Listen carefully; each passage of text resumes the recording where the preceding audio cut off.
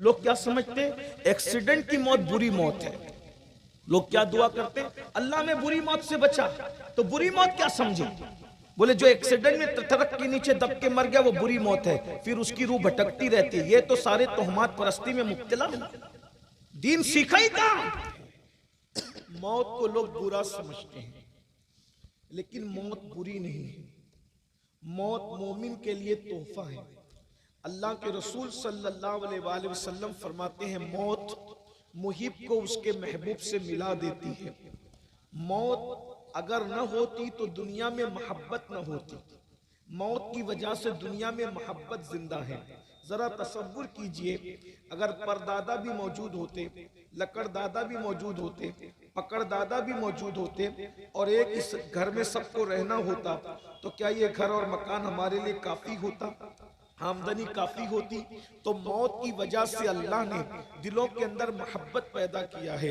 ایک بوڑھے باپ سے بندہ اس لیے محبت کرتا ہے چلو یار خدمت کر لو، کتنے دن تک رہیں گے، ابھی دنیا سے چلے جائیں گے. تو جیسے جیسے دنیا سے جانے کا تصور دل کے اندر بڑھتا چلا جاتا ہے، ماں باپ کی محبت انسان کے دل کے اندر زیادہ ہوتی چلی جاتی ہے. تو یہ جو موت ہے وہ محبت پیدا کرتی ہے. اور پھر اس کے بعد یہ موت کا حال یہ ہے، اللہ کے رسول صلی اللہ علیہ وآلہ وسلم ارشاد فرماتے ہیں کہ مومن کے لیے موت کے وقت جو تکلیف ہوتی ہے وہ اس کے گناہوں کا کفارہ ہو جاتی ہے. اور مرتے وقت انسان کو جتنی تکلیف ہوتی ہے وہ تکلیف سے انسان گناہوں سے ایسے پاک ہو کر دنیا سے جاتا ہے جیسے ماں کے پیٹ سے پیدا ہوتے وقت وہ گناہوں سے پاک تھا. اس لیے موت بڑی خوبصورت چیز ہے، مگر یاد رکھنا موت خوبصورت تو ہے مگر ہر خوبصورت کے ساتھ ساتھ کوئی نہ کوئی مصیبت ضرور ہے. مثال کے طور پر گلاب کا پھول خوبصورت ہے تو اس کی ڈنٹل کے اندر کانٹے موجود ہے.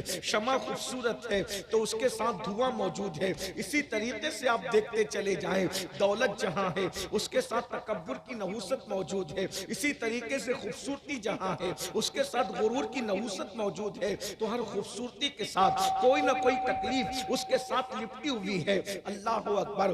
جو لوگ مر گئے یعنی جو ایمان پر دنیا سے چلے گئے وہ کامیاب ہو گئے. اب ہمیں اس گھاٹی کو طے کرنا ہے. لوگ سمجھتے کیا ہے موت کو؟ آئیے میں احادیث کی روشنی میں موت کا ذکر کروں. سب سے پہلے میں اپنے جوانوں کی توجہ چاہتا ہوں اور آپ سب کی توجہ چاہتا ہوں. یہ جو تصور کر کے انسان بیٹھا ہے کہ بڑھاپے ہی میں موت آئے گی، یاد رکھنا عاقب کی موت نے کیا ہمیں درس نہیں دیا کہ جوانی میں بھی موت آ سکتی ہے؟ اللہ اکبر.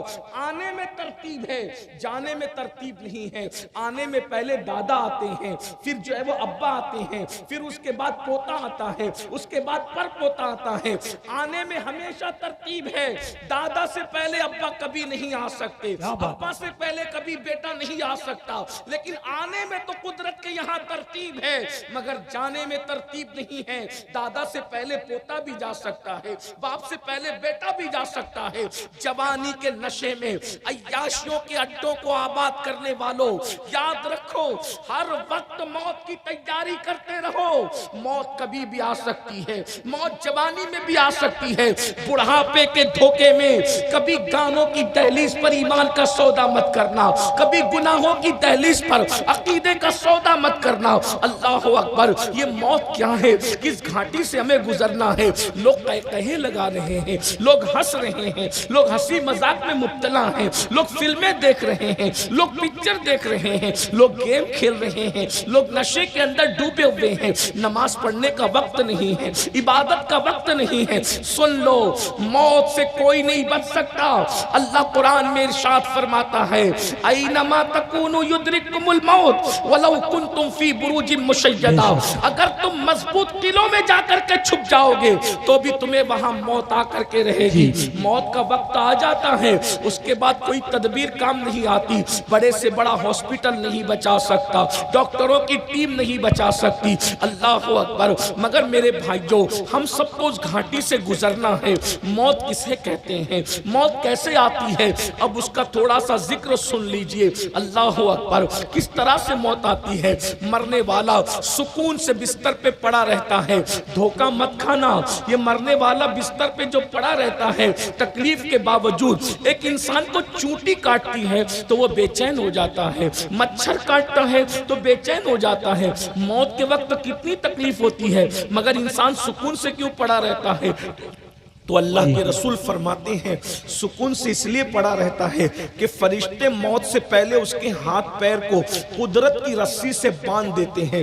اگر فرشتے اس کو نہ باندھے، وہ رسی ہمیں نظر نہیں آتی، ہم غیب پر ایمان لانے والے لوگ ہیں، یؤمنون بالغیب، رسول اللہ نے جو فرمایا ہمارا ایمان ہے۔ آقا علیہ السلام فرماتے ہیں اگر مرتے وقت اس کے ہاتھ پیر کو باندھا نہ جائے، اس کے ہاتھ پیر کو فرشتے جکڑ نہ دے، پکڑ نہ لے، تو انسان صحراؤں کے اندر، جنگلوں کے اندر پاگلوں کی طرح بھاگتے پھرے۔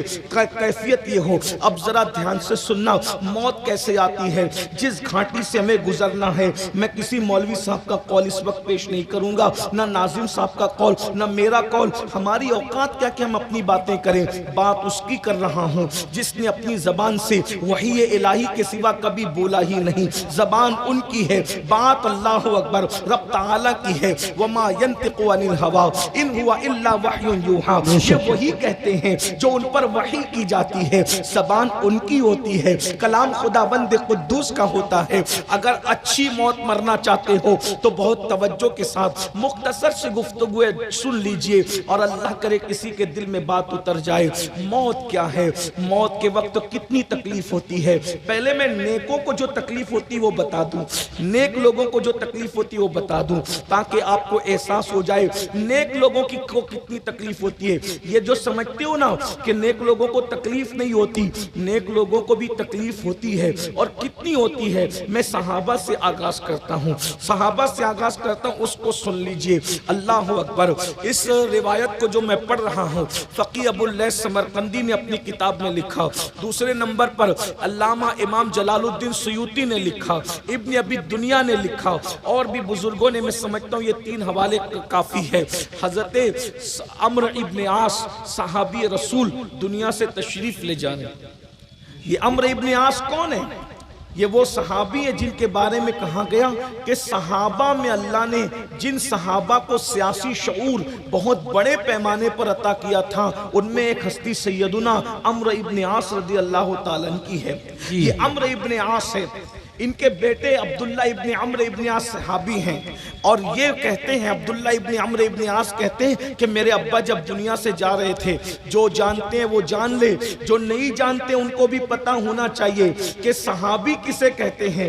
ہمارے عقیدے میں جیسے جنت کا ہونا یقینی ہے ویسے ہر صحابی کا جنتی ہونا یقینی ہے۔ سبحان اللہ، بے شک۔ اس کی وجہ یہ ہے کہ جس زبان نے جنت کا پتہ بتایا اسی زبان نے صحابہ کے جنتی ہونے کا پتہ بتایا۔ میرے آقا فرماتے ہیں، اللہ کے رسول کی حدیث سن لو، آقا ارشاد فرماتے ہیں کہ جس نے مجھے ایمان کی حالت میں دیکھا اور ایمان ہی پر دنیا سے چلا گیا، یعنی صحابی، اللہ نے اس پر جہنم کی آگ کو حرام فرما دیا ہے، اور اس پر جہنم ایسے حرام کیا کہ جو اس کو بھی ایمان کی حالت میں دیکھ لے اللہ اس پر بھی جہنم کی آگ کو حرام فرما دیا۔ صحابی کو دیکھنا بھی انسان پر جہنم کی آگ کے حرام ہونے کا سبب بن جاتا ہے۔ اللہ اکبر۔ یہ صحابہ کا مرتبہ ہے۔ میرا عنوان اس وقت وہ نہیں، لیکن چونکہ میں واضح کر دوں پہلے کہ اس سے بڑا جملہ میرے نزدیک صحابہ کی منقبت میں نہیں ہے کہ جیسے جنت کا ہونا یقینی ہے ویسے صحابہ کا جنتی ہونا یقینی ہے۔ ہمارے نزدیک صحابی وہی لوگ ہیں، ہمارے یہاں صحابی کی تعریف یہی ہے کہ جو ایمان کی حالت میں حضور کو دیکھے اور ایمان ہی کی حالت میں دنیا سے چلا جائے وہ صحابی ہے۔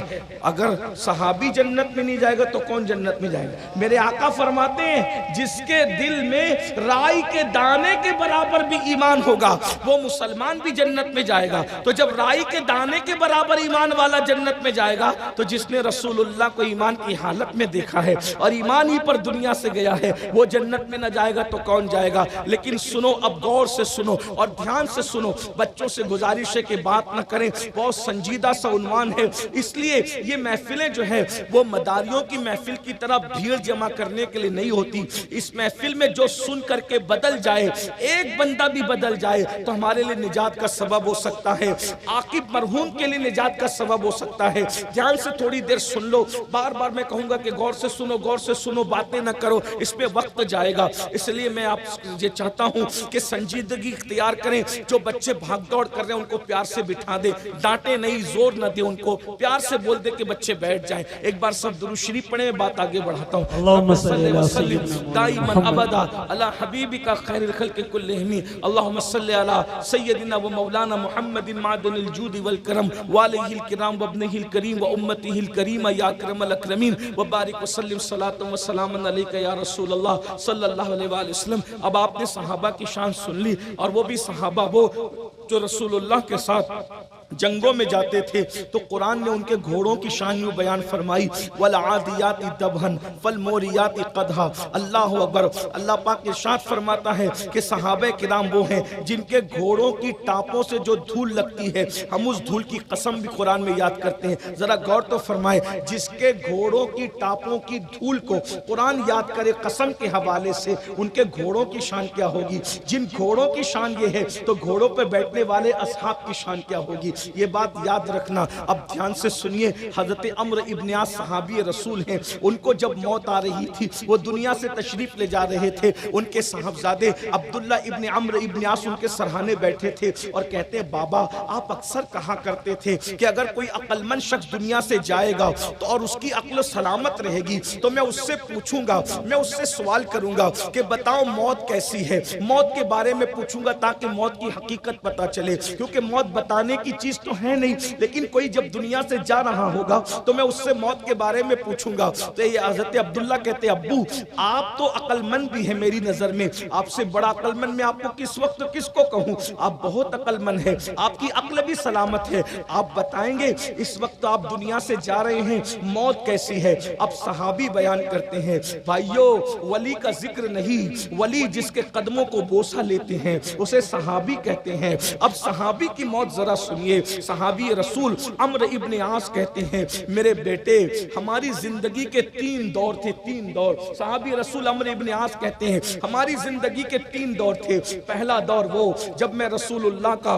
जो है वो दुश्मन था, हुजूर से दुश्मनी करता था, हुजूर के खिलाफ खड़ा था, हर मुहिम में हुजूर के खिलाफ खड़ा रहता था। अगर उस वक्त तो मौत आती तो मैं समझता कि सीधा जहन्नम में जाता। फिर दूसरा दौर आया, हमने हुजूर पे कलमा पढ़ा, हुजूर से इश्क किया, हुजूर से प्यार किया। हुजूर ही के जाहिरी दौर में अगर मौत आ जाती, हुजूर मेरा जनाजा पढ़ा देते, सुपुर्द खाक कर देते तो हम सीधा जन्नत में चले जाते। लेकिन बाद में हुजूर दुनिया से तशरीफ ले गए और फिर बहुत से मामलात हुए। मेरे बेटे आज मैं सोच रहा हूँ कि दुनिया से जाने के बाद पता नहीं मैं जन्नत की तरफ जाऊंगा या जहन्नम के अंदर डाल दिया जाऊंगा, मेरे अमाल पे मेरी पकड़ होगी या मेरी नजात होगी। जरा गौर करें, जिनको जन्नत की बशारतें कुरान दे रहा है, रदी अल्लाह अन्हुम व रदू अन का परवाना कुरान अता कर रहा है, वो इस तरीके से मौत के वक्त बात करते हैं और कहते बेटा जहां तक मौत की सख्ती का मामला है, अल्लाह अकबर, जिस तरीके से किसी के सीने पर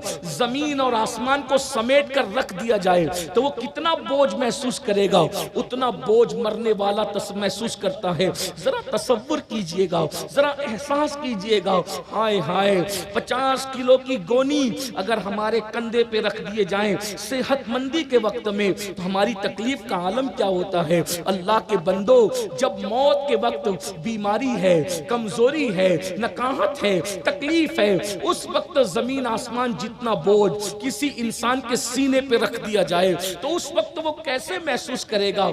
ये अभी मैं सहाबी की मौत की वक्त का तस्करा कर रहा हूँ, मैं सिर्फ नाकिल हूँ, नकल कर रहा हूँ। तसव्वुर करो, जरा गौर करो मेरे भाइयों। अल्लाह अकबर। उसके बाद कहते हैं बेटा अल्लाह अकबर, जैसे इंसान नाक की बजाय सुई के नाके से सांस ले तो उसकी कैफियत क्या होती है, उस वक्त ये कैफियत है।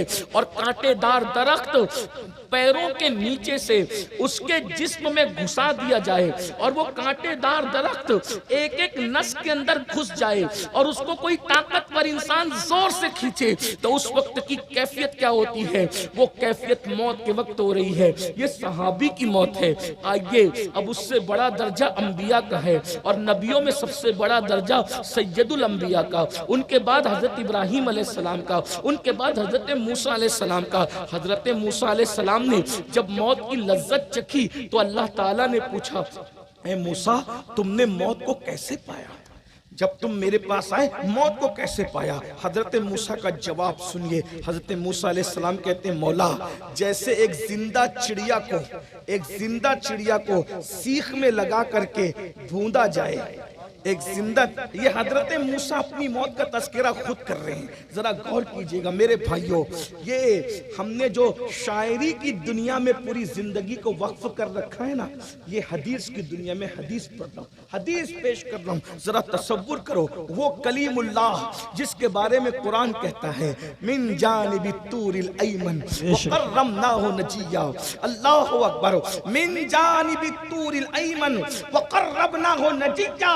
اے موسیٰ ذرا طور کے دائیں طرف آ تاکہ تیرا رب تجھ سے پیار کی اور راز کی باتیں کرے۔ وہ موسیٰ جس کو طور پہ بلایا جاتا ہے، پیار کی باتیں کی جاتی ہے، جس کے کہنے پر محبوب کو بار بار واپس بلا کر کے نمازوں میں تخفیف کی جاتی ہے، وہ حضرت موسیٰ کلیم علیہ الصلاۃ والتسلیم اللہ اکبر اپنی موت کا تذکرہ رب کی بارگاہ میں خود کرتے ہیں۔ کہتے مولا میں نے اپنی موت کو ایسے پایا جیسے زندہ چڑیا کو سیخ میں گھسا کر، سیخ سمجھتے ہیں نا، سیخ وہ جو لوہے کی آتی ہے، وہ سیخ میں گھسا کر کے اس کو زندہ بوندا جائے تو کیا کیفیت ہوتی ہے؟ نہ وہ اڑ پائے کہ راحت پائے، نہ مر جائے کہ راحت پائے۔ میں نے موت کو ایسے پایا۔ ایک اور روایت میں آیا، فرماتے ہیں کہ زندہ بکری کی کھال ادھیڑی جائے تو کیسی تکلیف ہوتی ہے، میں نے موت کی تکلیف کو اس سے زیادہ شدت کے ساتھ پایا۔ اب میں پوچھنا چاہتا ہوں، معصوموں کی تکلیف کا یہ عالم ہے، محفوظوں کی تکلیف کا یہ عالم ہے، تو ان لوگوں کو ڈر نہیں لگتا جو زنا کے اڈوں کو آباد کرتے ہیں؟ جب وہ مریں گے تو زانیوں کو موت کے وقت کتنی تکلیف ہوگی؟ جب نبیوں کی تکلیف کا یہ عالم، صحابہ کی تکلیف کا یہ عالم، حالانکہ اللہ کے بندے نیک بندوں کو اس لیے تکلیف ڈالی جاتی ہے تاکہ اللہ ان کے درجات اور بلند کر دے۔ اللہ اکبر، موت کے وقت سب سے زیادہ تکلیف جس نے اٹھائی ہے وہ سید الانبیاء مصطفیٰ جان رحمت کی ذات۔ وہ کیوں؟ ام المومنین سید عائشہ صدیقہ فرماتی، حدیث پاک کا مفہوم ہے، جب اللہ کے رسول علیہ السلام دنیا سے جانے لگے تو اس وقت میرے آقا علیہ السلام کو بخار ہوا، تو جبریل علیہ السلام نے کہا یا رسول اللہ یہ دنیا سے جانے کا وقت ہے۔ تو سرکار نے فرمایا جبریل جو تکلیف مجھے ہو رہی ہے دنیا سے جاتے وقت، کیا میری امت کو بھی ایسی ہی تکلیف ہوگی؟ تو جبریل امین نے عرض کی یا رسول اللہ یہ جو آپ کو تکلیف ہے صرف بتانے کے لیے ہے، ان کو تو اس سے بہت زیادہ تکلیف اللہ دے گا۔ سمجھانے کے لیے اگر آپ کے سینے پر موت کی انگلی رکھی گئی ہے تو ان کے سینے پر تو موت پورا پنجہ رکھے گی، یا رسول اللہ ان کو بہت تکلیف ہوگی۔ پتہ ہے پھر کیا ہوا؟ میرے کریم آقا نے فرمایا جبریل میرے اللہ سے کہو کہ میری پوری امت کو جتنی تکلیف ہونی ہے وہ ساری تکلیف اللہ مجھے عطا کر دے اور میری امت کی تکلیف کم کر دے۔ تو حضور کے کہنے پر اللہ نے ساری امت کی تکلیف اپنے محبوب پہ ڈال دی اور محبوب نے اس تکلیف کو اٹھایا۔ اس کے بعد ام المومنین سیدہ عائشہ صدیقہ فرماتی ہیں حضور کی تکلیف میں اتنا اضافہ ہوا کہ حضور علیہ السلام نے ٹھنڈے پانی کے کٹورے اپنے سامنے رکھ لیے اور پانی میں ہاتھ بھگوتے تھے اور چہرے پہ مل کے کہتے تھے موت کی تکلیف بہت سخت ہے، موت کی تکلیف بہت سخت ہے۔ ہم لوگ پانی کے اندر چادر بھگو کر حضور کے بدن پہ ڈالتے تھے اور وہ چادر چند لمحوں کے اندر سوکھ جاتی تھی، اتنی بخار کی شدت تھی اور گرمی تھی۔ آپ اندازہ فرمائے میرے بھائیوں، جب محبوبوں کو اتنی تکلیف ہے تو جن کو اللہ ناپسند کرتا ہے اور وہ لوگ آج کل کے نوجوان لڑکے جو رات کے 3-3 بجے تک زنا کی فلمیں دیکھتے ہیں، جب ان کو موت آئے گی تو ان کی تکلیف کا عالم کیا ہوگا؟ جو نشہ کرتے ہیں ان کو تکلیف آئے گی تو ان کی تکلیف کا عالم کیا ہوگا؟ بلکہ ایک حدیث تو یاد آ رہی ہے، اللہ کے سچے رسول صادق و مصدوق مصطفیٰ جان رحمت صلی اللہ علیہ وآلہ وسلم ارشاد فرماتے ہیں کہ مرتے وقت سب سے زیادہ جسے تکلیف ہوتی ہے وہ کون ہے؟ سب سے بدترین موت جس کی ہوتی ہے، موت کے وقت سب سے زیادہ جو دردناک اور تکلیف کی موت مرتا ہے وہ کون ہے؟ تو میرے آقا فرماتے ہیں سب سے زیادہ موت کے وقت جس کو تکلیف ہوتی ہے وہ بے نمازی ہے۔ بے نمازی کو ایسی دردناک موت آتی ہے، بے نمازی ذلیل کر کے مارا جاتا ہے، بے نمازی بھوکا مارا جاتا ہے، بے نمازی پیاسا مارا جاتا ہے۔ بے نمازی پر موت کے وقت اتنی پیاس مسلط کر دی جاتی ہے، اتنی پیاس مسلط کر دی جاتی ہے کہ اگر 7 سمندروں کا پانی بھی اس کے منہ میں انڈیل دیا جائے تو بھی اس کی پیاس کو کوئی بجھا نہیں سکتا۔ تھوڑی دیر ذرا تصور کیجئے نا، اللہ اکبر، دنیا کی محبت میں مسجدوں کو ویران کرنے والوں، مسجدوں سے دور رہنے والوں، اللہ اکبر، کیا تمہیں اپنے نبی کی بات پر یقین نہیں؟ حضور کی بات پر یقین کرنے سے تم کمزور ہو گئے؟ اللہ اکبر، وہ رسول جس کی سچائی کی گواہی اس کے دشمن تک دیتے ہیں، اس رسول کی بات سن کر لرزتے نہیں، کانپتے نہیں؟ اللہ اکبر، ماہرین موسمیات اگر کوئی بات کہہ دے، پیشن گوئی کر دے تو اس کی تیاری کرتے ہو۔ اللہ کے سچے رسول غیب دا نبی فرما رہے ہیں سب سے زیادہ دردناک موت بے نمازیوں کو آتی ہے۔ فجر کی نماز میں سوتے پڑے رہنے والوں، موت کا تصور تو کرو۔ ظہر کی نماز میں کاروبار میں ڈوبنے والوں، موت کا تصور تو کرو۔ اللہ اکبر، عصر کی نماز میں بیوی بچوں کے ساتھ وقت گزارنے والوں، ذرا تصور تو کرو۔ 7 سمندروں کی پیاس موت کے وقت تو انڈیل دی جائے گی، اور رشتہ دار چمچے چمچے سے قطرہ قطرہ پانی پلا رہے ہوں گے۔ آپ تجربہ کر کے دیکھنا، جب پیاس زیادہ لگی ہو 1 گھٹ پی کر کے گلاس ہٹا لو تو پیاس بجھتی نہیں ہے اور بڑھ جاتی ہے۔ تو یہ رشتہ داروں کا قطرے قطرے پلانا وہ پیاس کو بجھائے گا نہیں، وہ پیاس کو اور بڑھا دے گا۔ دولت کے نشے میں اللہ کو بھول رہے ہو، جوانی کے نشے میں اللہ کو بھول رہے ہو، نسب کے نشے میں اللہ کو بھول رہے ہو۔ اللہ اکبر، کسی کو گھمنڈ ہے اپنی حکومت کا، کسی کو گھمنڈ ہے اپنے اقتدار کا، کسی کو گھمنڈ ہے اپنی دولت کا، کسی کو گھمنڈ ہے اپنی خوبصورتی کا۔ یاد رکھنا، جس وقت موت آئے گی نہ حسن رہے گا، نہ خوبصورتی رہے گی، نہ مال رہے گا، نہ دولت رہے گی۔ قرآن کہتا ہے لا تنس نصیبک من الدنیا، دولت کے نشے میں نماز کے لیے وقت نہ نکالنے والوں، دولت کے نشے میں زنا اور شراب کی ہڈوں کو، جوؤں کی ہڈوں کو آباد کرنے والوں، دولت کے نشے میں دین کو پیٹ کے پیچھے پھینک دینے والوں، یہی ہے نا۔ اللہ اکبر، اگر بچہ صبح 6 بجے اسکول جاتا ہے تو اس کو پہنچانے کے لیے، اسکول پہنچانے کے لیے ہماری آنکھ کھل جاتی ہے، لیکن نماز پڑھنے کے لیے کہو تو صبح 6 بجے نماز نہیں کھلتی، نماز کے لیے آنکھ نہیں کھلتی۔ بچے کو اسکول پہنچانے کے لیے آنکھ کھل سکتی ہے، مسجد جانے کے لیے ہماری آنکھ کیوں نہیں کھلتی؟ مطلب ہم نے اسکول کو جتنی اہمیت دی ہے نماز کو اتنی اہمیت نہیں دی ہے۔ اسکول کو اہمیت دی جائے، میں اس کا مخالف نہیں ہوں، مگر سن لو، اگر کوئی اسکول نہ پڑھے تو اس کی دنیا برباد ہو سکتی ہے، اور جو نماز نہ پڑھے اس کی دنیا بھی برباد ہے، اس کی آخرت بھی برباد ہے۔ اس لیے وقت نکالیے، 1 وقت کی نماز کے لیے صرف 10 منٹ کا ٹائم لگتا ہے۔ مرنے کے بعد پلٹ کر اللہ کی طرف جاؤ گے، مرنے سے پہلے پلٹ جاؤ، کچھ عمل کر لو۔ ارے جو مال قبر میں ساتھ نہیں آئے گا، اس کو کمانے کے لیے دلی تک جا رہے ہو، کلکتہ تک جا رہے ہو، سعودی تک جا رہے ہو، دبئی تک جا رہے ہو، اور جو اعمال قبر میں کام آئیں گے اس کو کمانے کے لیے محلے کی مسجد میں بھی نہیں آتے۔ اللہ اکبر، مجھے بتاؤ تو صحیح میرے بھائیوں، کب تک غفلت میں رہو گے؟ کب تک غفلت میں رہو گے؟ موت سر پہ کھڑی ہے، موت کی تلوار سر پہ لٹک رہی ہے۔ بہت دنوں تک عیاشی کی مہلت نہیں ملے گی، بہت دنوں تک یہ گھمنڈ کا تاج محل بہت سلامت نہیں رہے گا، چکنا چور ہو جائے گا۔ قرآن کہتا ہے کیا لے کر کے جاؤ گے؟ لا تنس نصیبک من الدنیا، دنیا سے اپنے نصیب کا مت بھولو، سوائے کفن کے کچھ ساتھ نہیں لے جاؤ گے، سوائے کفن کے کچھ ساتھ نہیں لے جاؤ گے۔ اور اللہ راضی ہے تو کفن بھی کفن ہے، اور اگر اللہ راضی نہیں ہے تو وہ کفن بھی جہنم کی آگ کی شکل اختیار کر جائے گا. جہنم کی آگ کی شکل ہے. لوگ کہتے ہیں مولانا ہمیں اتنا نہ ڈراؤ، اللہ کریم ہے رحیم ہے. میں نے کہا بالکل میرا اللہ کریم و رحیم ہے، لیکن اللہ قہار و جبار بھی ہے. آپ کو پتا ہے، آپ کو پتا ہے جن کے جنازوں میں رسول اللہ نے خود شرکت کی ہے، ان کے لیے بھی رسول اللہ نے کچھ باتیں فرمائی ہیں. میں صرف نقل کر رہا ہوں عبرت کے لیے. ایک جوان اس کا انتقال ہوا.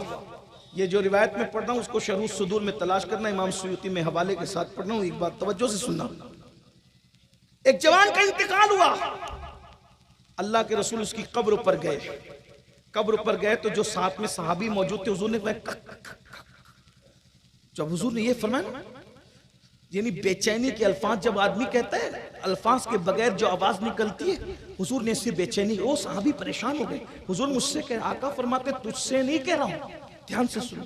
اللہ کے رسول فرماتے تجھ سے نہیں کہہ رہا ہوں. یہ جو خطاب ہو رہا ہے نا، یہ قبر والے سے ہو رہا ہے. یہ قبر کے اندر پڑا ہوا ہے اس سے ہو رہا ہے. یا رسول اللہ یہ قبر والے کا کیا ہے؟ اب دھیان سے سننا. آقا فرماتے میں نے اس کو زکوٰۃ وصول کرنے بھیجا تھا. اس جوان کو حضور فرماتے میں نے زکوٰۃ وصول کرنے بھیجا تھا. یہ زکوٰۃ وصول کر کے لایا، اس میں ایک زرہ آئی تھی. وہ زرہ کو اس نے میری اجازت کے بغیر پہن لیا. اب میں وہ زرہ دیکھ رہا ہوں کہ جہنم کی آگ کی زرہ بنا کر اس کے بدن میں ڈال دی گئی ہے. رسول اللہ کی دور کے زمانے کا انسان، حضور کے زمانے کا انسان جس کی قبر پر اللہ کے رسول کھڑے ہوئے ہیں، حضور جس کی قبر پہ کھڑے ہوئے ہیں. میں بزرگوں کی نسبت کا مخالف نہیں ہوں، لیکن حدیث میں ہے تو ماننا تو پڑے گا. اگر آپ حدیث نہیں مانتے تو پھر کیا ہے؟ رسول اللہ کے زمانے کا انسان اگر زرہ کو اپنی مرضی سے استعمال کر لے، یعنی امانت میں خیانت کرے، تو وہ زرہ اس کو آگ کی بنا کر پہنائی جاتی ہے قبر میں.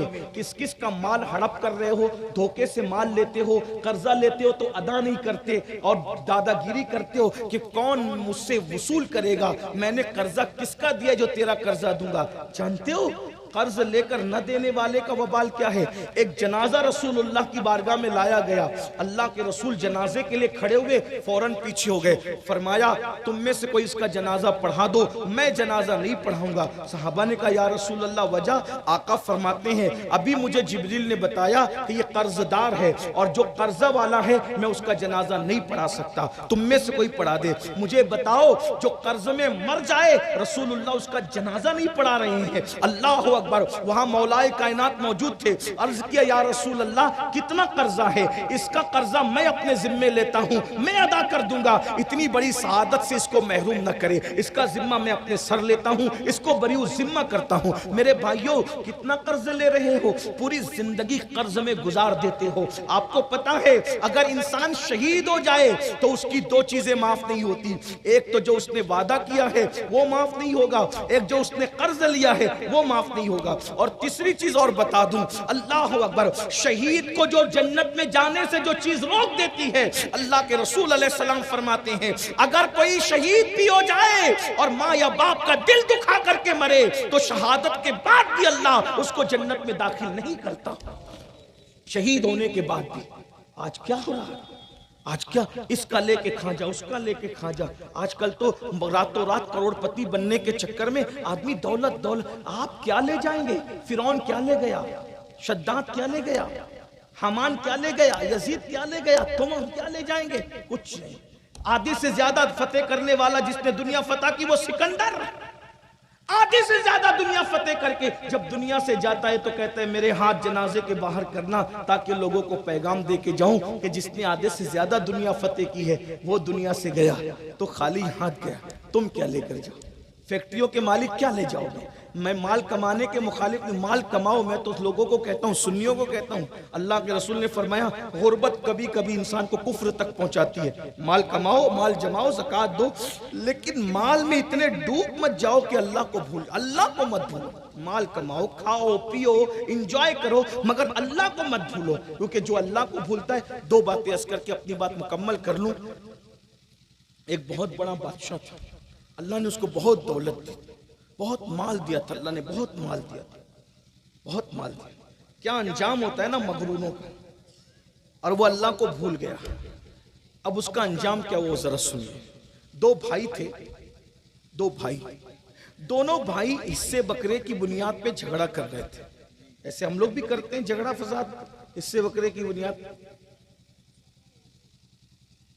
ایک بات تو یاد رکھیں، جس کا جھگڑا ختم کرنے کا طریقہ یہ ہے، جس کا حق جتنا نکلتا اس کو اتنا دے دو، حقدار کو اس کا حق دے دو. اگر آپ نے اپنے بھائی کا اپنی بہن کا حق نہیں دیا، سمجھ لو ایک انگلی کے پورے کے پورا سمجھتے انگلی کے پورے کے برابر بھی آپ نے اپنے بھائی بہن یا کسی کی زمین ہڑپ کی ہے، تو نیچے نیچے نیچے نیچے 7 طبق کاٹ کر قیامت کے دن اس کا ہار بنا کر تمہارے گلے میں پہنایا جائے گا. یہ 1 انچ زمین کی بات کر رہا ہوں، 7 طبق کاٹ کے. 50 کلو کی مٹی ہم نہیں برداشت کر سکتے، وہ 7 طبق اندر، اور لوگ تو پورا پورا کھیت ہڑپ کر رہے ہیں. بہنوں کا حق نہیں دے رہے، بھائیوں کا حق نہیں دے رہے. ہر سال عمرہ کے لیے بھی جا رہے ہیں، حج کے لیے بھی جا رہے ہیں، بھائیوں کو بہنوں کو ترسا رہے ہیں. حقدار کو حق دے دو، دنیا سے کچھ نہیں لے جاؤ، سب چھوڑ کے جانا. مرو گے تو سب چھوڑ کے جانا. مزدور کا پسینہ سوکھنے سے پہلے اس کی مزدوری دے دو. کسی پہ ظلم مت کرو. مسجد کے متولیوں سے کہتا ہوں، ٹرسٹیوں سے کہتا ہوں، اپنے اماموں کو مت ترساؤ. تمہیں اپنی جیب سے تنخواہ نہیں دینی. اماموں کی تنخواہ کم سے کم اتنی کرو جتنی کسی کورٹ کے جج کی تنخواہ ہوتی ہے. کم سے کم اتنی کرو، نہیں تو کم سے کم 25-30 ہزار اتنا تو دو کہ اس کا گھر اچھے سے چلے. تمہیں جیب سے تو نہیں دینا، نہیں دینا، جیب سے چندہ کر کے دینا ہے. متولی بنے ہو تو تھوڑی محنت زیادہ کرو. آپ 1 گھنٹے آنے والے مقرر کو تو 50,000 دیتے ہو، 2-4 نعت پڑھنے والے کو تو 50 اور 30 ہزار دیتے ہو.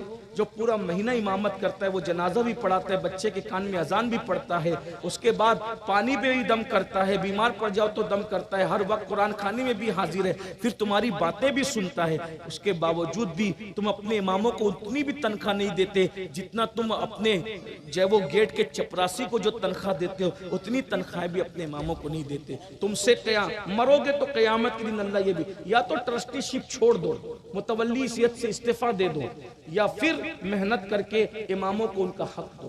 ذرا غور تو کریں، ہم نے اماموں کا حال کیا بنا رکھا ہے، جو 5 وقت اللہ کی بارگاہ میں ہمارا قائد بن کر کے کھڑا رہتا ہے. مجھے یہ امام لوگوں نے کچھ کہا نہیں ہے، اور مجھے ان سے کوئی امید نہیں. مجھ سے حق کہنے پر اپنے اللہ سے امید ہے، اس کی رضا کی امید ہے.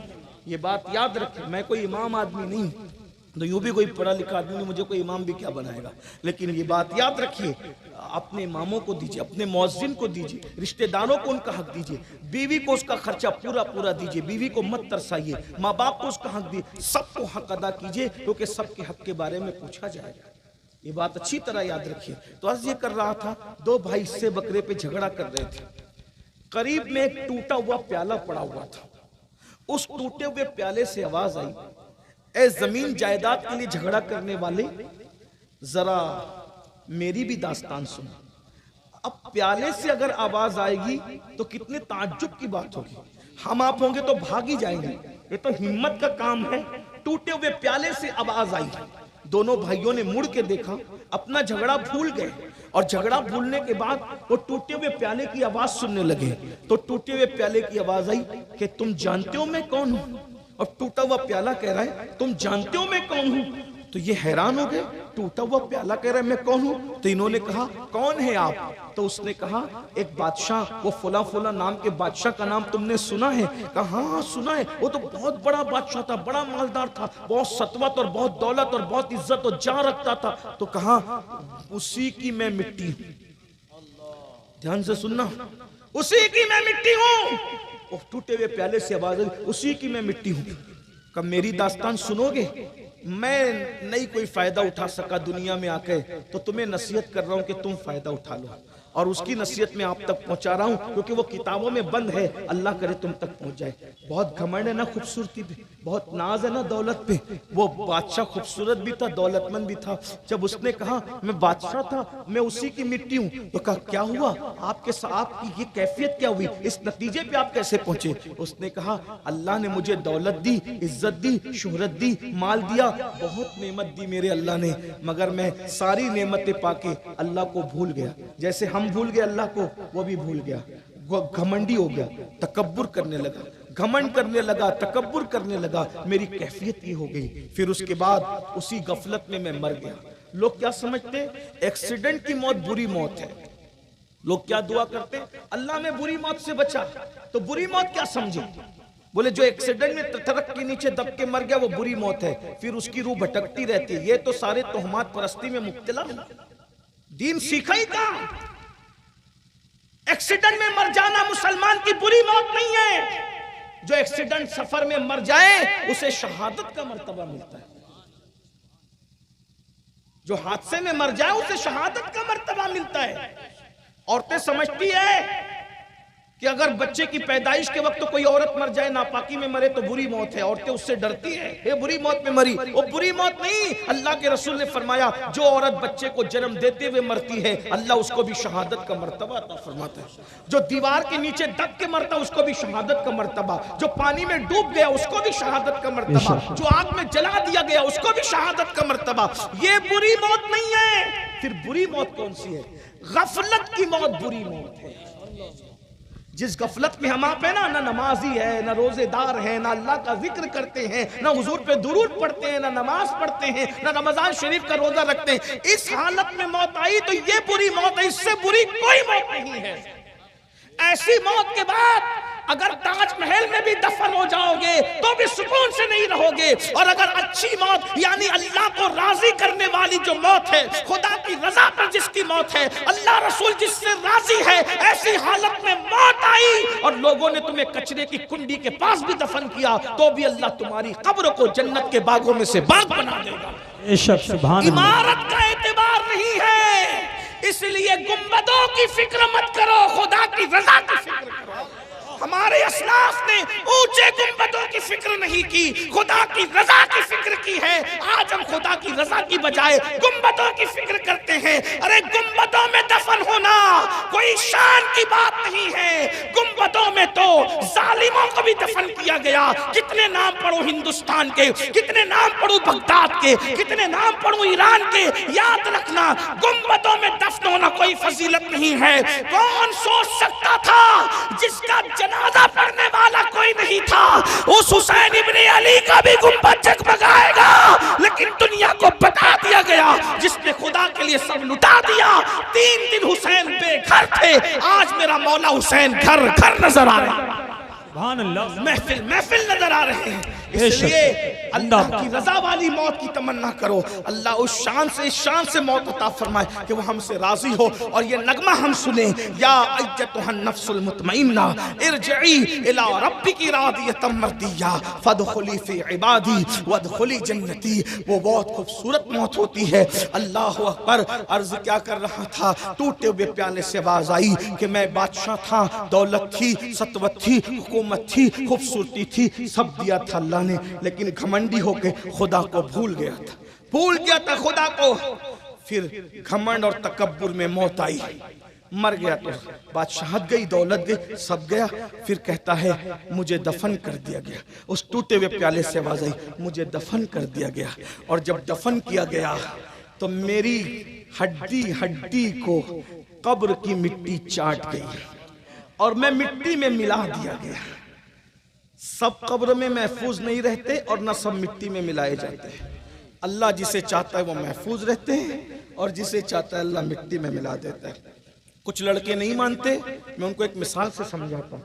اگر گیہوں کا دانہ زمین میں ڈالو تو زمین اس کو کھا جاتی ہے، لیکن جس دانے سے اللہ کھیتی کرنا چاہتا ہے کسان ڈال کر پانی ڈالتا ہے، مگر اس دانے کو اللہ محفوظ رکھتا ہے اور اس دانے کو زندہ ہی نہیں رکھتا، اتنا طاقتور بنا دیتا ہے. اس سے کوپل نکلتی ہے، زمین کو پھاڑ کر کے پورے کھیت کو ہرا بھرا کر دیتی ہے. نادان اب بھی تجھے شعور نہیں آئے گا. جب اللہ دانے کی ایسی حفاظت کرنا جانتا ہے تو اس نے جس میں غوث اعظم کی کیسی حفاظت کی ہوگی، جس میں غریب نواز کی کیسی حفاظت کی ہوگی، جس میں صابر پاک کی کیسی حفاظت کی ہوگی. اور جب غلاموں کا یہ حال ہے تو ان کے امام، محبوبوں کے محبوب اعظم مصطفیٰ جان رحمت کے جسم کی کیسی حفاظت کی ہوگی.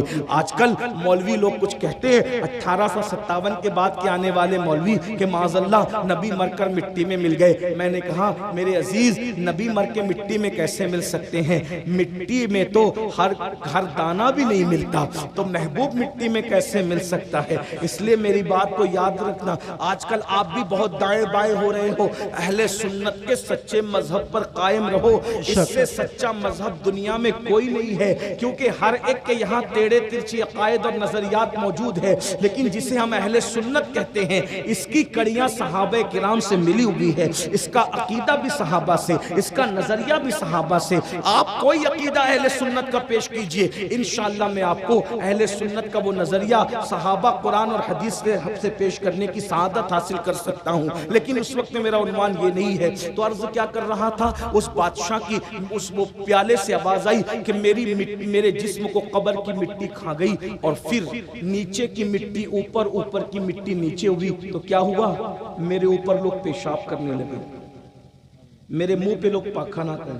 آدمی کی مٹی میں مل جائے پھر بھی روح کا تعلق جسم سے موجود رہتا ہے، احساس زندہ رہتا ہے۔ اللہ کے رسول علیہ السلام فرماتے ہیں جن چیزوں سے زندوں کو تکلیف ہوتی ہے ان چیزوں سے مردوں کو بھی تکلیف ہوتی ہے، یعنی اگر معاذ اللہ کوئی زندے کے منہ پہ پیشاب کرے گا تو اس کو تکلیف ہوگی، تو مردے کو بھی اس سے تکلیف ہوگی۔ تو وہ کہتا ہے مٹی سے آواز آتی ہے، میری مٹی میں تو مل گئی، لیکن مجھ پہ لوگ پیشاب اور پاخانہ کریں، مجھ پہ لوگ پیشاب دیکھ رہے ہیں۔ بائک پہ بیٹھتے ہو کتنے گھمنڈ سے ہیں، بائک دینے والے خدا کو بھول گیا، گھمنڈ کرتا ہے بھائی، جینس اور ٹی شرٹ پہن کے نکلتا ہے تو گھمنڈ کرتا ہے، گھمنڈ مت کر۔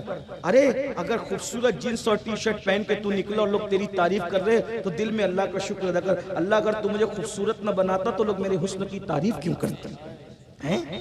اللہ کو مت بھولو، اللہ کو کہیں بھی مت بھولو، اللہ نے نعمت دی اس کو کہیں فراموش مت کرو ورنہ انجام برا ہے۔ تو وہ ٹوٹے ہوئے پیالے سے آواز آئی، لوگ میری مٹی پہ پیشاب اور پاخانہ کرنے لگے۔ ذرا سوچو تو صحیح، تصور میں لاؤ اس کی جگہ اگر ہم ہوں، امین القادری ہو، آپ ہوں، اور مرنے کے بعد ہماری جسم کو مٹی کھا جائے، اللہ نہ کرے، دعا کیجئے اللہ نہ کرے، تصور کیجئے مسجدوں کو ویران کرنے والوں، ہمارے جسم کو مٹی نہ کھائے گی تو کیا ہوگا؟ یہود اور نصرانی اور مشرکوں کی طرح زندگی گزارنے والوں، کب تک اللہ کو ناراض کرو گے، کب تک اللہ سے دور رہو گے؟ سوچو تو صحیح، ایک دن موت ہے، موت ایک دن موت ہے، موت ہے، موت ہے، موت سے کسی کو رستگاری نہیں ہے۔ اگر موت سے کوئی بچ سکتا تھا، ایک ہستی اللہ کا محبوب جو وجہ تخلیق کائنات ہے، جب اللہ نے محبوب کو موت کی لذت چکھا دی تب کون ہے جو موت سے بچ سکتا ہے؟ یہ اور بات ہے کہ اوروں کی موت الگ ہے، محبوب کی موت الگ ہے۔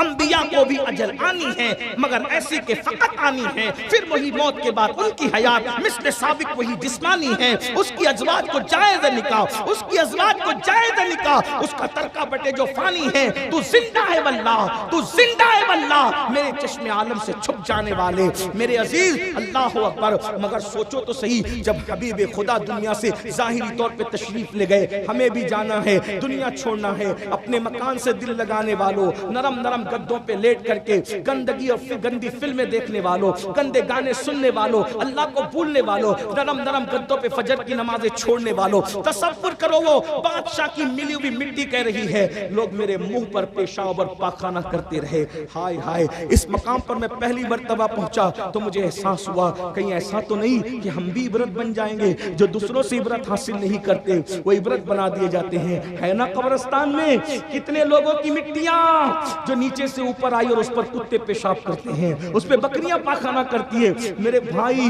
اپنے ہاتھ پہ رحم کر لو، اللہ پاک نے ہمیں گناہ کے لیے پیدا نہیں کیا۔ قرآن کہتا ہے الذی خلق الموت والحیات لیبلوکم ایکم احسن عملا، ہم نے زندگی اور موت کو اس لیے پیدا کیا تاکہ تم اچھے عمل کرو۔ اللہ اکبر۔ تو وہ کہتا ہے کہ آواز آتی ہے تو پھر نیچے کی مٹی اوپر، اوپر کی مٹی نیچے، لوگوں نے پاخانہ پیشاب کیا۔ پھر کیا ہوا؟ کوئی کمار آیا اور مٹی اٹھا کے لے گیا کٹورے بنانے کے لیے، برتن بنانے کے لیے۔ اتفاق سے وہ میری مٹی اٹھا کے لے گیا، اس کو سڑایا، سڑانے کے بعد کٹورا بنایا، کٹورا بنا کر اس نے آگ میں تپایا، میں آگ میں جلتا بھی رہا، کمار کے چکے پہ پھرتا رہا، آگ میں جلتا رہا۔ دیکھو بادشاہ کا اللہ نے کیا انجام دیا۔ یہی بنو گے؟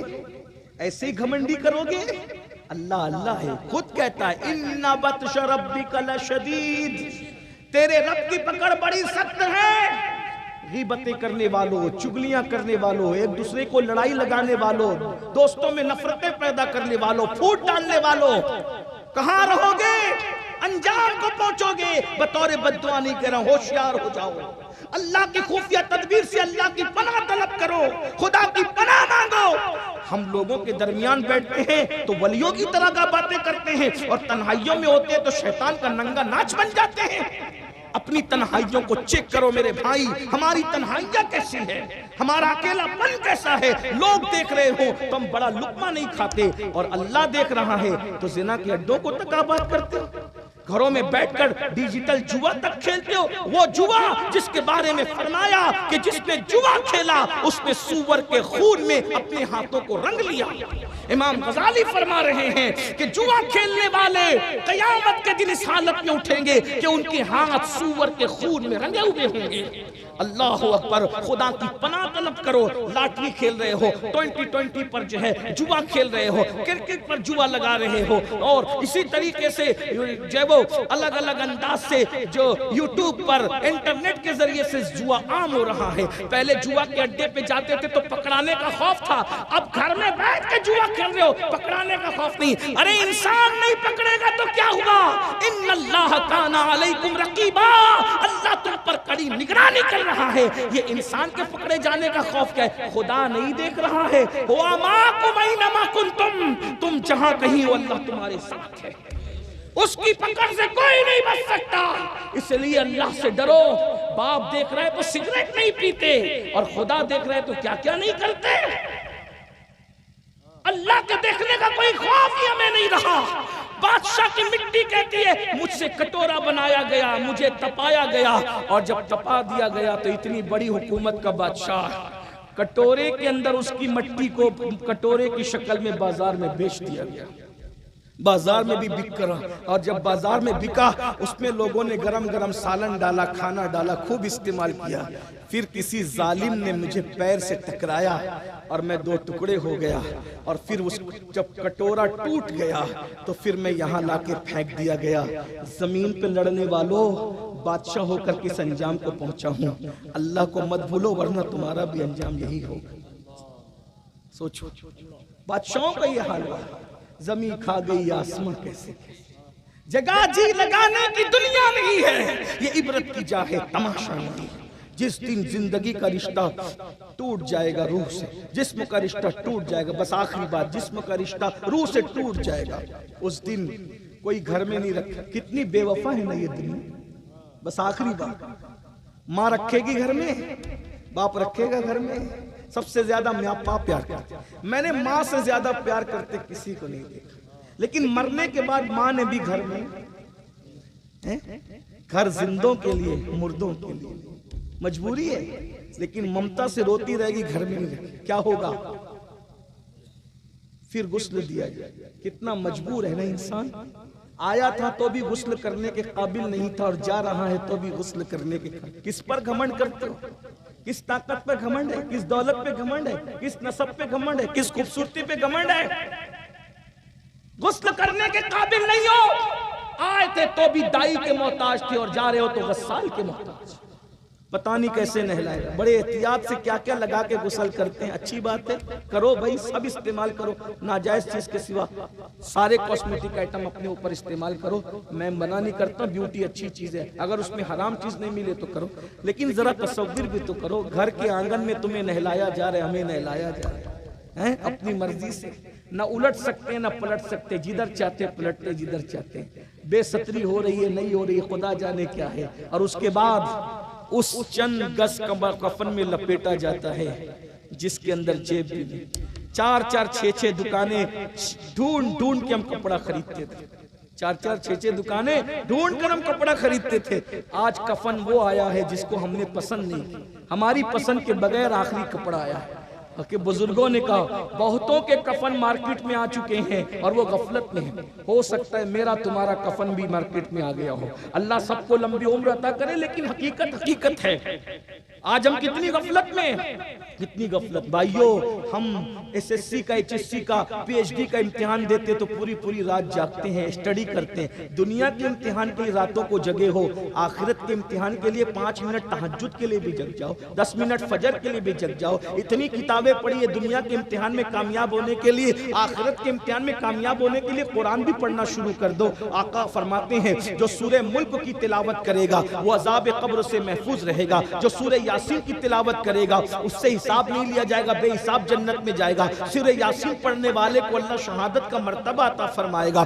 جو باوضو رہنا سیکھو, جو باوضو رہے گا, بستر پہ مرے تو بھی اس کو شہادت کی موت نصیب ہوگی, اللہ اس کو شہادت کا مرتبہ عطا فرمائے گا. آخرت کے لیے بھی کچھ کر لو نا میرے بھائی, کیا کرتے, بہت کم وقت لگتا ہے, بہت کم ٹائم لگتا ہے. اللہ اکبر. تو عرض یہ کر رہا تھا کہ کفن پہنا دیا گیا, اور کفن پہنانے کے بعد اس کے بعد جنازہ پڑی گئی اور قبر میں دفن کر دیا. آخری سی بات ہے, قبر میں دفن کر دی, مٹی برابر کر دی. کوئی آیا ساتھ میں؟ کوئی آیا نہیں آیا؟ لوگ جنازے میں نہیں آتے میرے بھائی, لوگ جنازے میں بھی, دوست لوگ بھی نہیں آتے, بہت کم لوگ جنازے میں آتے ہیں, مصروف ہے دنیا.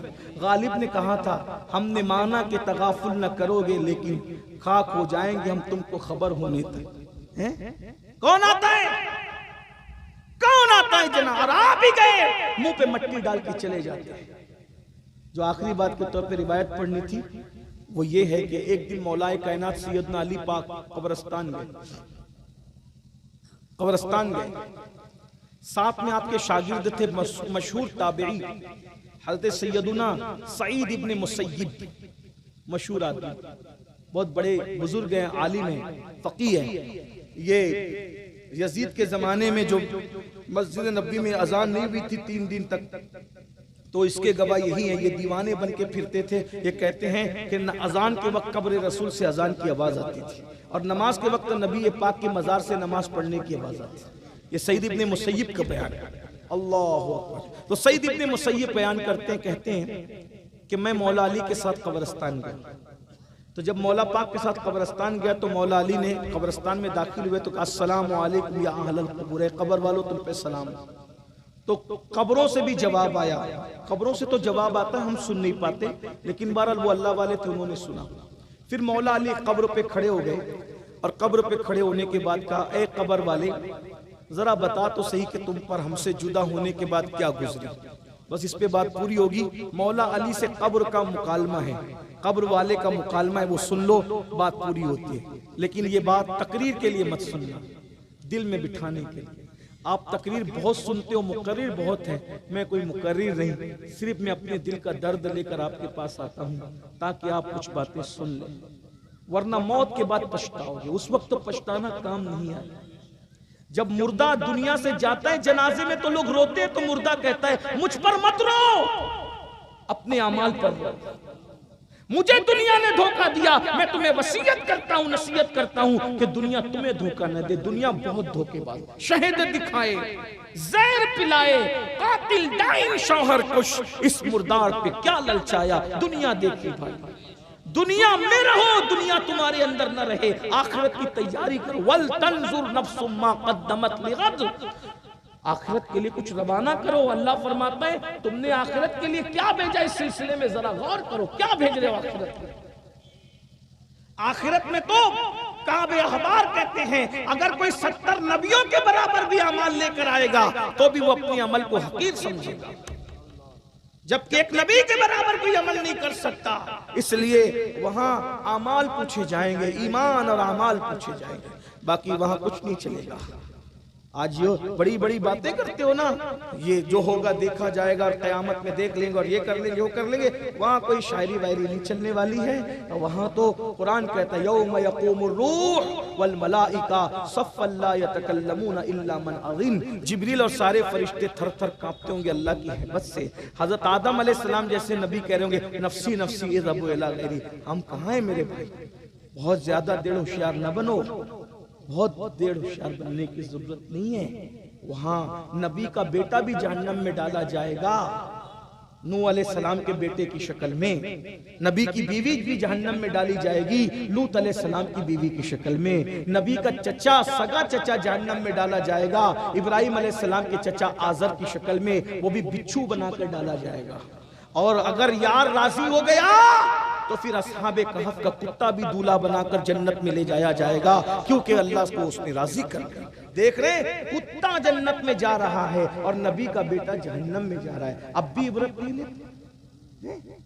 اللہ اللہ ہے، بے نیاز ہے۔ لوگوں کو یہ باتیں میری بری لگتی ہے کہ یہ تو کیا کہہ رہا ہے۔ میں نے کہا جو قرآن نے کہا، میں وہ قرآن سے ہٹ کے اگر کہوں تو بات کرے نا، ہم اپنی طرف سے تو نہیں کہہ رہے نا، یہ آپ کو آگاہ کرنے کے لیے۔ سونا جنگل رات اندھیری چھائی بدلی کا، قرآن میں کیوں کہہ دیا کہ نوح کے بیٹے کو جہنم میں ڈالیں گے؟ تاکہ تمہارے کان کھڑے ہو جائیں کہ جب وہ غیور قہار و جبار اولو العزم پیغمبر نبی کے بیٹے کو اس کے کرتوت کی وجہ سے جہنم میں ڈال سکتا ہے، تو ہمارے اندر سرخاب کے پر لگے کہ سود بھی کھاؤ اور جنت میں جاؤ، زنا کرو پھر جنت میں جاؤ، جمعہ کی 2 رکعت پڑھ کے بھاگ جاؤ پھر جنت میں جاؤ، عورتوں کو پاپ کی نظر سے دیکھو پھر جنت میں جاؤ۔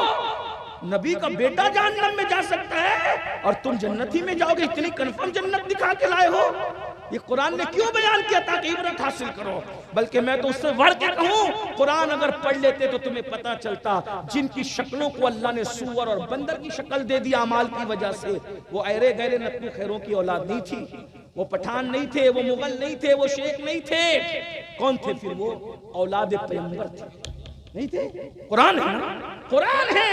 اولاد پیغمبر کو جب اللہ سنیچر کے دن شکار کرنے کی وجہ سے سور اور بندر بنا سکتا ہے، تو سود کھانے کی وجہ سے پھر بھی تم جنت میں جاؤ گے؟ بتائیے نا، کیا نسبت پیغمبری سے بڑی نسبت مریدی ہے؟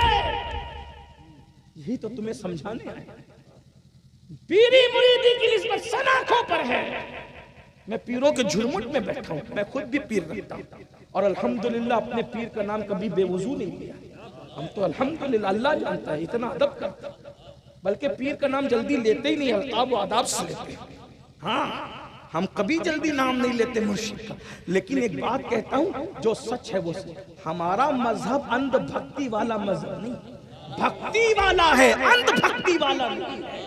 اندھ بھکتی کے خلاف تو ہم جنگ کر رہے ہیں۔ ہمارے مذہب کے اندر بھکتی ہے، اندھ بھکتی نہیں ہے۔ ہمارا مذہب آنکھ کھول کے جینا سکھاتا ہے، ہمارا مذہب آنکھ کھول کے جینا سکھاتا ہے۔ ہم آنکھ کھول کے جینے والی قوم ہے۔ ارے ہم آنکھ بند کر کے تو خدا کی عبادت بھی نہیں کرتے، کسی کے پیچھے آنکھ بند کر کے کیا چلیں گے؟ ہمیں حکم ہے نماز پڑھو تو آنکھ کھول کے پڑھو۔ جب ہم نماز میں آنکھ کھلی رکھتے ہیں تو دنیا میں آنکھیں بند کیسے کرتے ہیں؟ ہم آنکھیں بند نہیں کرتے، ہم آنکھیں کھول کے جینے والی قوم ہے، ہم زندہ قوم ہیں۔ اس لیے میں آپ کو یہ کہنے آیا ہوں، نگریہ عقیل والو، جب نبی کی اولاد نے سنیچر کے دن منع کرنے کے بعد شکار، آج ہمیں منع نہیں ہے لیکن ان کو منع تھا، سنیچر کے دن شکار، انہوں نے شکار کیا تو اللہ نے ان کے چہرے سور اور بندروں کی طرح کر دیا، جبکہ وہ نبی کی اولاد تھے۔ آپ کس کے بیٹے ہو؟ ہم کس کے؟ سود کھا رہے ہو نا، چھپ چھپ کے کھا رہے ہو نا، تو قبر میں منہ سور کی طرح ہوگا تو کیا بنے گا؟ بد دعا کے طور پہ نہیں کہہ رہا ہوں، حضور کی حدیث ہے۔ سود خوروں کا انجام یہ ہے کہ ان کا چہرہ قبر میں سور کی شکل اختیار کرے، نشہ کرنے والے بندر کی شکل اور سور کی شکل قبر میں اختیار کریں گے۔ آپ کیا سمجھ رہے ہیں؟ بہت دن تک کے یہ دنیا کا گورکھ دھندا کرنے کی تمہیں اجازت نہیں ہے۔ روح کا رشتہ ایک دن جسم سے ٹوٹے گا۔ مرحوم عاقب کے اصالے ثواب کی محفل میں اگر چند جوان بھی بدل کر جاتے ہیں تو یہ ان کے لیے بھی مغفرت ہے، میرے لیے مغفرت ہے، مرحوم کے لیے مغفرت ہے، اور جنہوں نے محفل منعقد کی ان کے لیے مغفرت ہے انشاءاللہ۔ تو میں بات آخری کر رہا تھا، کیا عرض کر رہا تھا کہ مولا مشکل کشا پاک نے قبر والوں سے ہمارے بعد آپ پہ کیا بیتی، کیا گزری آپ، تو قبر سے آواز آئی، مولا پہلے آپ بتائیں، مولا پہلے آپ بتائیں کہ آپ پہ کیا گزری۔ مولا نے فرمایا میں بتاؤں پہلے؟ تو سن لو۔ اب سنیے مولا بتا رہے ہیں میت ہونے کے بعد ان کے گھر میں کیا ہوا۔ فرماتے پہلی چیز تو یہ، اپنے ذات بھی یہی ہوگا، کم زیادہ بس، لیکن ہونا یہی ہے۔ مولا فرماتے ہیں تمہاری موت کے بعد تمہارا سارا مال تمہارے وارثوں میں تقسیم ہو گیا، جس کو اللہ کو بھول کے کمایا تھا، نہ حلال دیکھا تھا، نہ حرام دیکھا تھا، نہ رات دیکھا تھا، نہ دن، مال مال مال ہی ہو رہا ہے نا، مال سب مال مال کر دے، بہت معذرت کے ساتھ، سب مال کماؤ، پھر کہتا ہوں اللہ کو مت بھولو۔ یہ دیکھ رہے یہ مال، ادھر مال، ادھر مال، ادھر نو مال، کوئی تقریر کی پوری زندگی یہ سوچ کے کی کہ امین القادری کو لوگ مقرر کہیں، اللہ کہے گا میں نے تو کہلوا دیا تھا تجھے مقرر، یا کچھ نہیں تیرے لیے۔ تقریر کی یہ سوچ کے کی کہ لوگ لفافہ دیں گے، لفافہ تو دلوا دیا تھا نا تجھے، تیرا صلہ تو دنیا میں دے دیا۔ ہاں تقریر کی تو لوگ سبحان اللہ کہلواتا تھا نا لوگوں کو کہ اس لیے کہ تو بہت بڑا مقرر ہے، مسئلہ بتاتا تو بڑا فقیہ ہے، نعت پڑھتا تھا بہت بڑا عاشق رسول ہے۔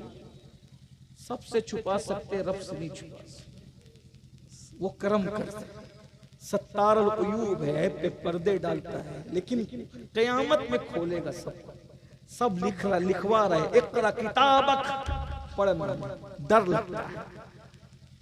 لگتا ہے۔ سب سے برا حال جو ہونا ہے وہ مقرروں کا ہونا، جن کی فہرست میں ہم، فرمایا بے عمل مقرروں کے ہونٹوں کو قیامت کے دن آگ کی کینچی سے کاٹا جائے گا۔ سب کو کہتے تھے لیکن تم عمل نہیں کرتے تھے۔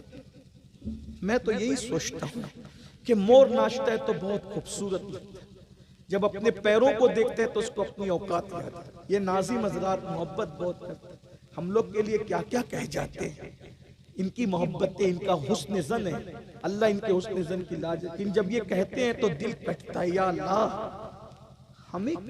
ہمیں تو مومنوں میں شامل کر لے۔ اور میں تو اپنے بارے میں سوچتا ہوں کہ اللہ نہ مجھے جنت دے نہ جہنم دے، صرف برابر چھوڑ دے، برابر سرابر، تو بھی میں کامیاب ہوں۔ ہماری اوقات، سیدہ عائشہ صدیقہ کہتی تھی کاش میں پیدا نہ ہوتی، اور پیدا ہوئی تو نسیم منسیہ ہو جاتی، بھولی بسری ہو جاتی، تاکہ قیامت کو جواب دینے سے بچے۔ کون کہہ رہا جس کے بستر پہ قرآن نازل؟ حضرت فاروق اعظم کہتے کاش میں میڈا ہوتا گھر کا، ذبح کر کے میرے گھر والے مجھے کھا کے ہضم کر جاتے، تاکہ میں قیامت کے دن اللہ کی بارگاہ میں جواب دینے سے بچ جاؤں۔ صدیق اکبر کہتے کاش میں کوئی پرندہ ہوتا اور مجھے ذبح کر کے کھا لیا جاتا، تاکہ قیامت کے دن جواب دینے سے بچ جاؤں۔ حضرت ابو ذر غفاری کہتے کاش میں درخت ہوتا کہ مجھے کاٹ دیا جاتا اور چولہے میں جلا دیا جاتا، تاکہ میں قیامت میں جواب دینے سے بچ جاؤں۔ ہم کیا جواب دیں گے اللہ کو؟ یہی کہ پوری دنیا کو نصیحت کرتے تھے، ہم عمل نہیں کرتے۔ لما تقولون ما لا تفعلون، ہمیں کیا حق ہے نصیحت کا؟ بتائیے، ہم اپنی آخرت کو بھولے بیٹھے ہیں۔ بھائیو دھوکہ دے، اپنے آپ کو دھوکہ دے رہے ہو۔ نکلو دنیا سے، نکلو، کچھ وقت آخرت کے لیے دے دو۔ 10 منٹ کا وقت لگتا ہے نماز کے لیے، واٹس ایپ پہ 1 گھنٹہ دیکھتے ہو، 10 منٹ قرآن پڑھنا سیکھ لو، صرف 10 منٹ۔ میں یہ نہیں کہہ رہا کہ پورا پارا پڑھو، 1 صفحہ پڑھو، 1 صفحہ 2 منٹ میں 1 صفحہ پڑھا جاتا ہے۔ ترجمہ کنز الایمان کے ساتھ روز پڑھنا سیکھ جاؤ، قرآن پڑھو، روز پڑھو قرآن، 1 صفحہ پڑھو، روز پڑھو، خدا کے لیے پڑھنا سیکھ جاؤ۔ جس دن تم قرآن سے قریب ہو جاؤ گے اللہ سے قریب ہو جاؤ گے، جس تم سجدہ کرو گے اس دن تم اللہ سے قریب ہو، اللہ سے قریب ہونا سیکھو۔ اور ایک بات بتاؤں، وہ 70 ماؤں سے زیادہ پیار کرتا ہے، وہ کروڑوں ماؤں سے زیادہ پیار کرتا ہے۔ وہ کہتا ہے کوئی میری طرف چل کے آتا ہے تو میری رحمت اس کی طرف دوڑ کر جاتی ہے۔ وہ بہت پیار کرتا ہے۔ ہر جگہ یہ ہے کہ اگر گناہ کا اقرار کر لو تو سزا ملتی ہے، تنہا میرے رب کی عدالت وہ ہے کہ گناہ کا اقرار کر کے شرمندہ ہو جاؤ تو کہتا ہے ان اللہ یحب التوابین، اس کو میں اپنا محبوب مان لیتا ہوں۔ یہ اس کا دربار ہے، آؤ اس کی طرف، ففروا الی اللہ، کہاں جا رہے ہو؟ اللہ کی طرف پلٹو۔ حرام مت کھاؤ، حلال کھاؤ، اپنے بچوں کو حرام مت کھلاؤ، حلال کھلاؤ۔ دین ہے، اس کی برکتیں تمہیں نصیب ہوگی، کیونکہ ایک دن ہمیشہ تصور کو ایک دن جانا، بس یہ تصور ہمیشہ رہے، ایک دن جانا ہے، جانا ہے، جانا ہے۔ میرے بھائی مدینہ شریف جانا ہوتا ہے کتنے دن پہلے سے تیاری کرتے ہو، امریکہ افریقہ جانا ہے کتنے دن پہلے سے تیاری کرتے ہو، ارے ممبئی جانا ہے کتنے دن پہلے سے تیاری کرتے ہو۔ اللہ کے پاس جانا ہے، کیا تیاری ہے؟ کیا تیاری ہے بتائیے؟ کیا توشہ ہے؟ کیا کیا ہے؟ کچھ نہیں، کچھ نہیں ہے، اتنا لمبا سفر ہے، کچھ تیار ہے، کیا ہونا ہے؟ دور جانا ہے، رہا دن تھوڑا، کوچ تیار ہے کیا، دل ہمیں تم سے لگانا ہی نہ تھا، اب سفر بار ہے کیا۔ مولا مشکل کشا فرماتے ہیں مجھ سے پوچھتے ہو کہ تم جدا ہونے کے بعد ہم پہ کیا بیتی، تو سنو تمہارا مال تمہارے وارثوں میں تقسیم ہوتا، وہ ہوج موج کرتے ہیں، یاشی کرتے ہیں، تمہیں کوئی یاد بھی نہیں کرتا۔ اور سنو گے تمہاری بیوی بیوہ ہونے کے بعد کسی اور سے نکاح کر چکی، مولا مشکل جائز ہے، حق ہے، کر سکتی ہے۔ ہندوستان والے نہیں کرتے لیکن وہ بھی بھول جاتے، بچوں میں بیٹھی رہتی ہے، وہ بھی شوہر کو یاد، چند دن کچھ دن لوگ روتے دھوتے سب بھول جاتے۔ میں تو سوچتا ہوں یا اللہ، لوگ اولاد 24 گھنٹے میں ماں باپ کی جیتے جی خیریت نہیں پوچھتے، مرنے کے بعد کون یاد کرے؟ سوچو نا صحیح۔ وہ اور مرید لوگ تھے جو پیروں کے پاس رات دن پڑے رہتے تھے، جو ماں باپ کی خدمت نہیں کرتا وہ پیر کی کیا خدمت۔ چند وہ خسرو جیسے چند مل، محبوب الہی کو بھی سب نہیں ملے، وہ چند ملے تھے۔ قطب الدین بختیار کاکی کو بھی سب نے، جب اتنے بڑے بڑے، ارے امام حسین کو بھی 72 کے سوا کتنے ملے تھے۔ یہ تو دیکھ کہاں کس دنیا میں پڑے ہوئے، کس گھمنڈ میں ہو کو دوستو اور یاری اور یہ اور وہ سب مکاری ہے۔ سب سے پیار کرو، دل صرف یار سے، بس بھروسہ صرف یار کا۔ یہ دھوکے باز، موسم بدلنے ٹائم لگتا ہے، لوگوں کا ذہن بدلنے ٹائم لگتا ہے۔ میرے بھائی آپ تو عوام میں سے ہو جو ہاتھ چومتے پیچھے جا کے وہی گالیاں بھی دیتے، آپ کہاں ہو، کس دنیا میں ہو؟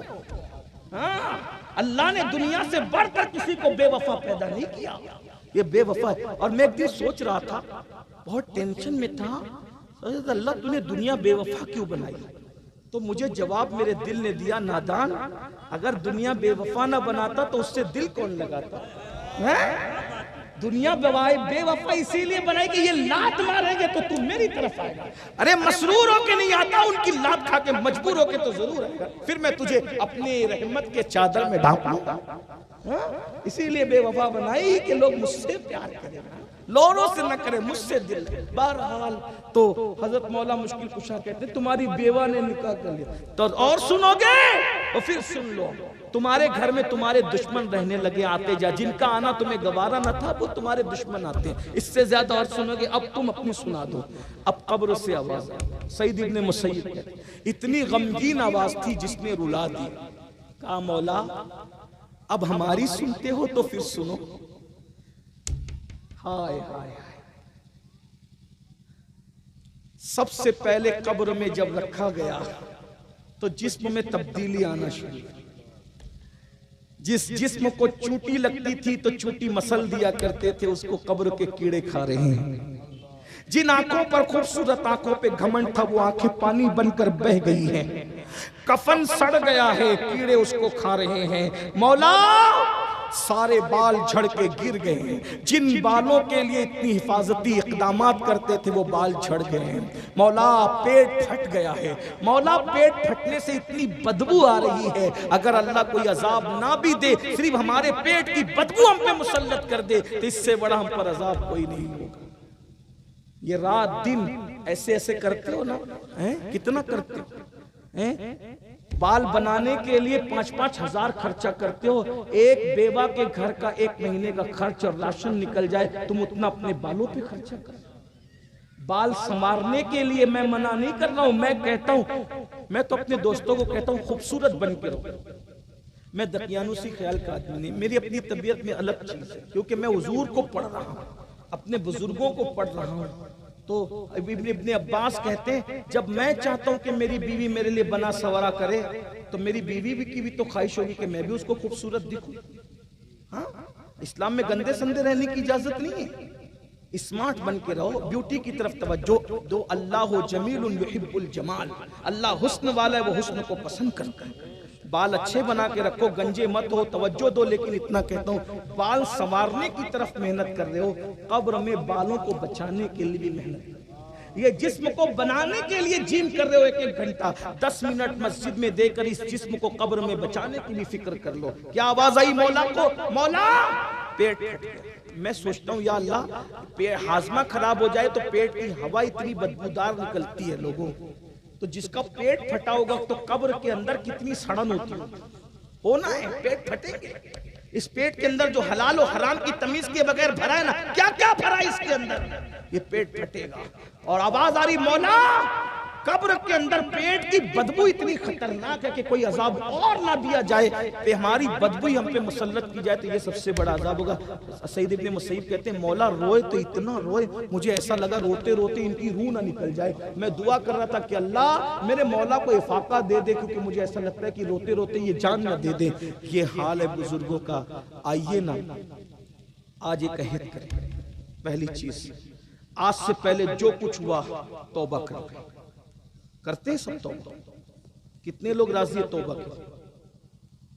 زبردستی نہیں ہے کسی کی۔ سبحان اللہ۔ نمبر ایک، ابھی میں توبہ کروں گا، آپ بھی سب مل کے توبہ۔ نمبر دو، توبہ کے بعد پھر عمل کرنے کا وعدہ کریں، مجھ سے نہیں، اپنے اللہ سے، اپنے رسول سے کریں گے انشاءاللہ۔ کتنے لوگ ہیں جو پانچوں وقت کی نماز پابندی سے پڑھیں گے؟ میرے لیے نہیں، اپنے لیے، اپنے لیے اٹھا کے رکھیں، ذرا فرشتوں کو گواہ بنائیں، اٹھا کے رکھیں، ذرا سادات ہیں علماء، ذرا یہ بھی تو دیکھیں۔ سبحان اللہ، اللہ آپ کو سلامت رکھے۔ اور ایک بات اور وعدہ کر لیں، حرام سے بچیں، کریں گے نا انشاءاللہ؟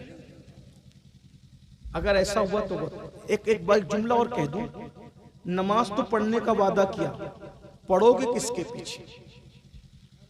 جو نماز لانے والے رسول کا ادب کرتا ہے اسی کے پیچھے پڑھنا۔ جو نبی کو اپنی طرح کہتا ہے، نبی کے علم غیب کا انکار کرتا ہے، نبی کو مٹی میں مل جانے والا کہتا ہے، اس کے پیچھے نہیں پڑھنا۔ کیونکہ ابو داؤد شریف کی حدیث ہے، ایک شخص امامت کرتے تھے، انہوں نے کعبے کی طرف منہ کر کے تھوک دیا، حضور نے فرمایا اس کے پیچھے نماز نہیں ہوگی۔ جو کعبے کا ادب نہ جانے اس کے پیچھے نماز نہیں ہوتی، جو کعبے کا ادب نہ جانے اس کے پیچھے نماز کیسے ہوگی؟ اس لیے نماز اسی کے پیچھے پڑھنا جو حضور کا ادب جانتا ہو۔ جو یہ کہے بڑے بھیا کی طرح ہے، گاؤں کے چودھری کی طرح، اس کے پیچھے نہیں پڑھنا، اس کے پیچھے پڑھنا جو کہتا ہے سرور کہوں کہ مالک و مولا کہوں تجھے، باغ خلیل کا گل زیبا کہوں تجھے، حرما نصیب ہوں تجھے امید گئے کہوں، جانے مراد کانے تمنا کہوں تجھے، اللہ رے تیرے جسم منور کی تابشیں، اے جانے جا میں جانے تجلا کہوں تجھے، گہلے کی سب کچھ ان کے ثناخاں کی خاموشی، چپ ہو رہا یہ کہہ کے میں کیا کیا کہوں تجھے، لیکن رضا نے ختم سخن اس پہ کر دیا، خالق کا بندہ خلق کا آقا کہوں تجھے۔ اس کے پیچھے مت پڑھنا جو کہتا ہے نبی اپنی بیٹی کو بخشوا نہیں سکتے، اس کے پیچھے پڑھنا جو کہتا ہے کیا ہی ذوق افزا شفاعت ہے تمہاری واہ واہ، قرض لیتی ہے گناہ پرہیزگاری واہ واہ، نفس یہ کیا ظلم ہے جب دیکھو تازہ جرم ہے، ناتواں کے سر پہ اتنا بوجھ بھاری واہ واہ، صدقے اس انعام کے قربان اس اکرام کے، ہو رہی ہے دونوں عالم میں تمہاری واہ واہ، ایک طرف روزے کا نور، ایک سمت منبر کی بہار، بیچ میں جنت کی پیاری پیاری پیاری واہ۔